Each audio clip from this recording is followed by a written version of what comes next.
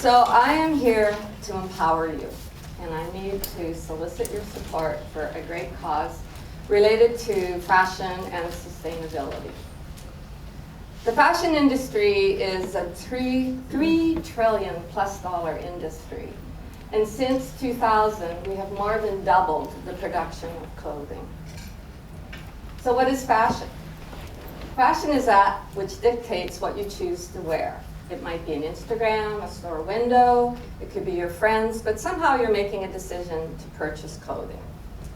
Sustainability, on the other hand, is development that meets the needs of the present without compromising the ability of our future generations to meet their own needs. So here we have an image that is part of Stella McCartney's fashion campaign when she introduced a line a year ago. And she chose to take her model to a landfill in Scotland and do the photo shoot. She is a great proponent of sustainability, but I think this image tells us a lot. So what are the problems that contribute to us being more sustainable? One is population. The world's population is currently 7.6 billion people, and most of them wear clothes.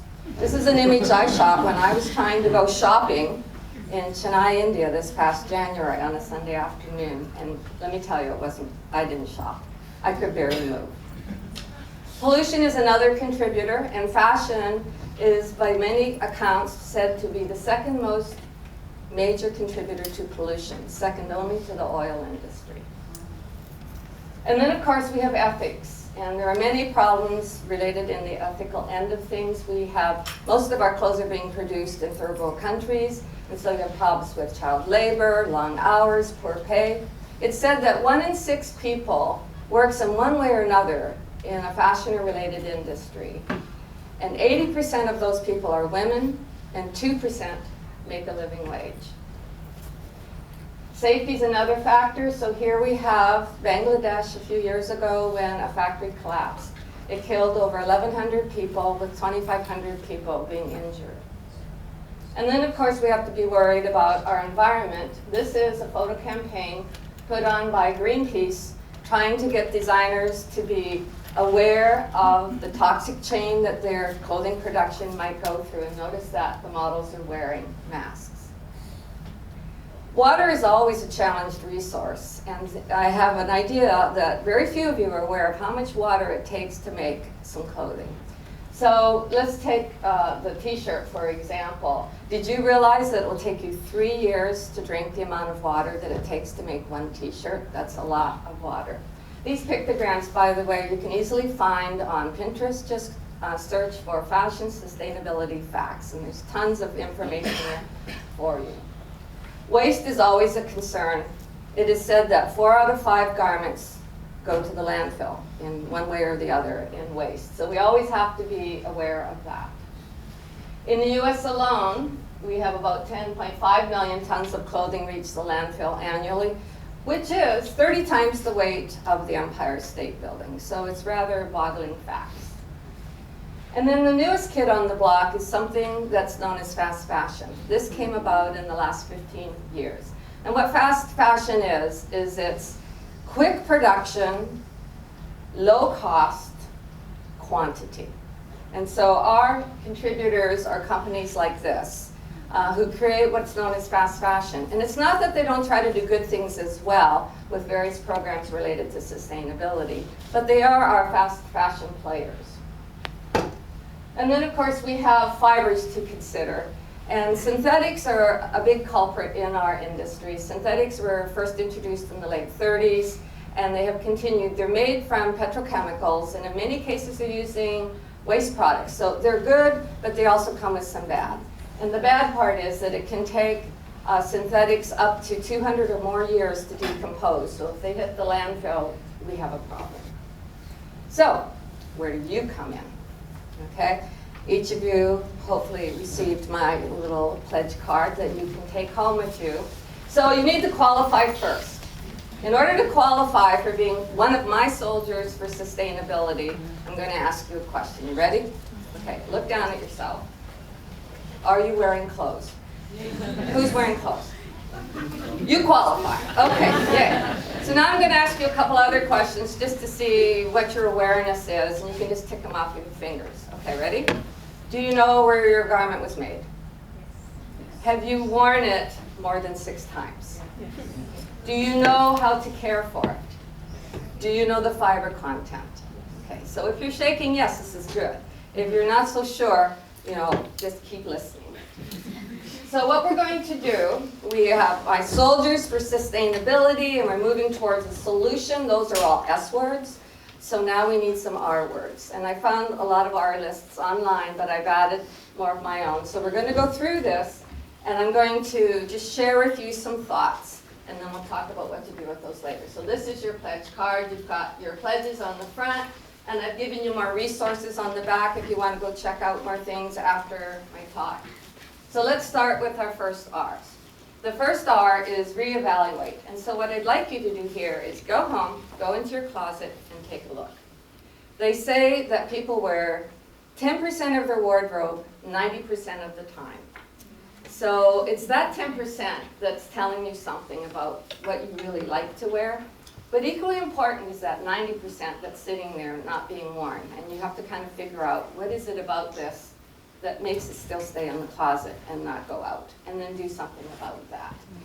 So that's reevaluate. Then you can rethink your habits. Are you purchasing with purpose? Or are you purchasing clothes emotionally, just because? So that's important to try to evaluate. Why is it that you buy what you buy?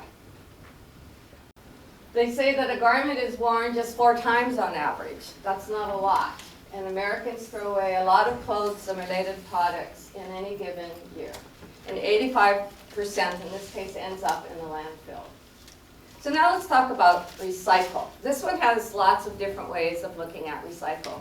The most obvious, of course, is to take the clothes that you aren't going to be wearing and send them off to Goodwill or the Salvation Army. And this actually is a good place to take it.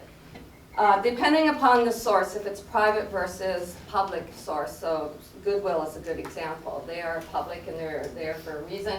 20% of what you donate actually hits the floor. Okay, the rest gets divided up in the following way. So most of it is sold to secondhand clothing retailers who take it and ship it overseas in many cases, to Africa, to Europe, other places in the world. And then there's a balance that goes for rags and wipes or shredded for industrial use. But if it's done well, there's only 5% of waste. They'll even take your socks with holes in them, because that's going to go into the pile that gets shredded. So sometimes I think they don't want that, but I have been re-educated and said, oh, I guess they do. Okay, so no problem. I was trying to use it as a dust rag at home. So this is St. Vincent de Paul, and I have a little more of this coming up that I visited, and I had no idea that's what happened to the clothes that we donate. I have another use here of recycling. So this is a garment that I made. This is polar fleece, and this particular fabric is made from recycled milk jugs. Then I knit the sleeves. And my sleeves are made from recycled silk saris. So they strip the saris and create a yarn, and then they sell the yarn, and you can buy the yarn. So my whole garment is made from recycled products. Now, recycling's not a new thing. When I was on sabbatical a few years ago, I visited a museum in Prato, which is near Florence, Italy, and was really surprised to see that they had made it their business, starting around World War II, to recycle wools. So wools came in by the trainload from all parts of Europe, and then they were sorted by color, and respun, re-dyed, rewoven, and they created new clothing. It was not a well-known fact of how these clothes came to be, because at that time they were keeping a kind of low profile. But today we would see that company as a sustainable leader. Now you can refashion. So we often call this upcycling, and we have lots of projects in the fashion program here at Mesa College where my students get to upcycle. So this is things like taking clothing that already exists and reworking it in creative ways. So here's an example of a garment that I have refashioned or upcycled. This was a pullover, okay? And this, you can probably see it, was a woman's camisole type top. So I opened up the shoulders, turned it upside down, slashed off the sleeves, opened it up the front, added a few zippers, added some bling, and created a garment that I get to wear when I feel like it's a funky day. So that is an example of upcycling. And then you might say, well, I don't sew, so what am I supposed to do? Okay, no problem. So you take your garment. Let's say I'm tired of this jacket. Okay, I don't want to wear it like this today, so I'm going to take it off.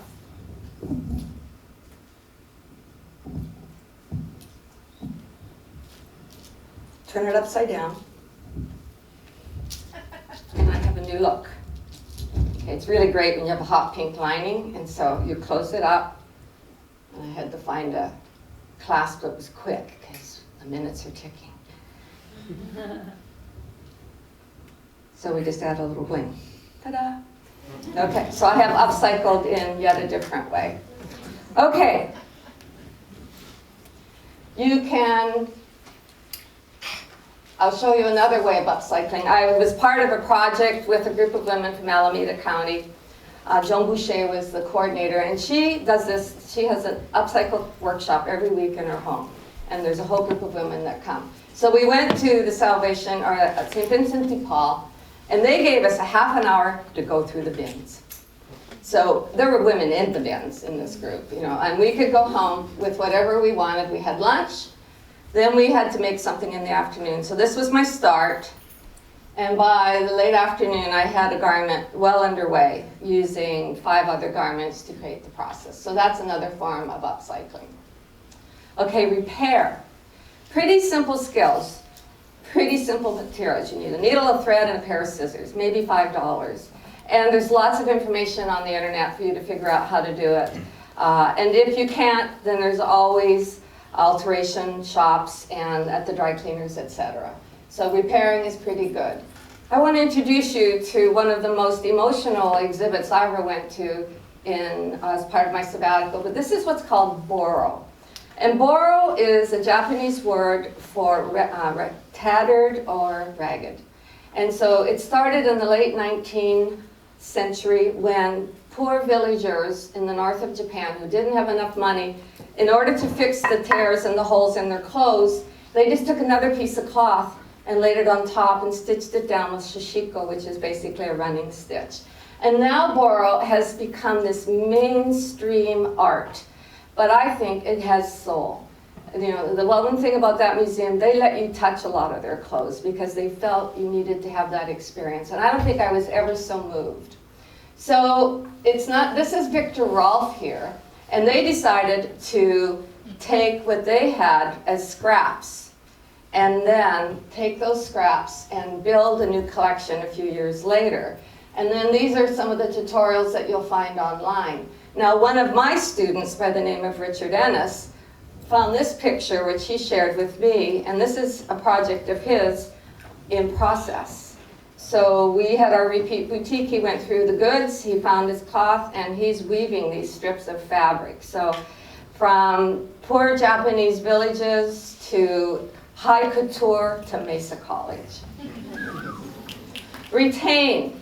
So that was a little hard to find an R word for laundering, but basically you're retaining your clothes. And, you know, how do you take care of it? Levi Strauss is the example I want to use. They have a campaign trying to encourage people to wear their jeans longer.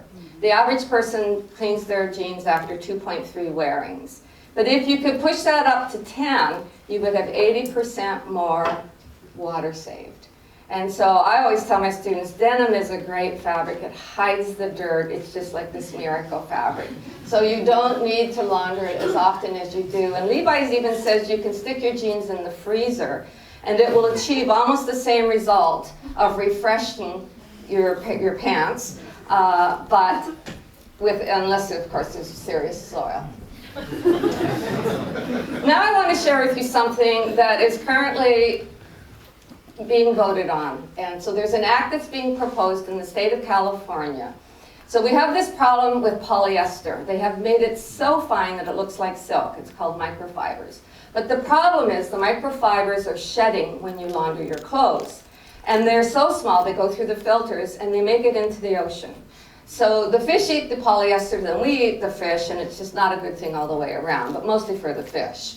So what the government wants to do, they're proposing that a law comes through that says if a garment is 50% more polyester, there should be a label that informs the consumer that you need to hand wash this garment.